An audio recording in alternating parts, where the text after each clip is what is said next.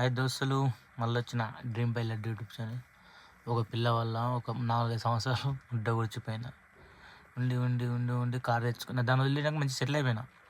Car నేర్చుకున్న తర్వాత ఇంకోటి లైఫ్లోకి ఎంటర్ అయింది. బాబా బాబా బా ఈసారి అయితే మామూలు మొట్ట గుడిచలే, ఒక లెవెల్లో మొట్ట గుడిచిపోయినా. అదంటది అప్పుడు అంటే తెలివి లేకుండే, ఇప్పుడు తెలివి ఉండే. ఇప్పుడు మీరు ఎదుగుతూ ఉంటే తెలివి వస్తుంటుంది, అది వస్తుందని ఏమన్నా డైలాగులు చెప్తుందా. ఇదో ఇప్పుడు కూడా దాన్ని కావాలి కూర్చున్నాను నేను ఇక్కడ. అసలు ఇక్కడ డ్యూటీ చేయాలా, ఇక్కడ దాన్ని చూడాలా, అసలు ఏం అర్థమవుతలే అసలు నాకు. డ్యూటీ చేయమంటేనే పానం మొత్తం అక్కడ కూర్స్తుంది, అక్కడ పోతేనే పానం మొత్తం డ్యూటీ మీద కూర్స్తుంది. పైసలు ఎట్లా, డ్యూటీ ఎట్లా అని. కానీ లవ్ చేయాలి కానీ సిన్సియర్ లవ్ చేయొద్దు. అగర్ అది వదిలేసినా కానీ మనం కూడా మూవ్ ఆన్ అయిపోవాలి, అట్లా చేయాలి. కానీ దీనిలో నమ్ముకొని దానిలో అమ్మటే తిరుగుతా, దానిలో తిరుగుతా, అదే దాన్ని పెట్టే పైసలు పెడితే నేను ఎలా కార్ ఫైనాన్స్ అయిపోయి ఇంకో కారు కూడా తెచ్చుకుంటాను.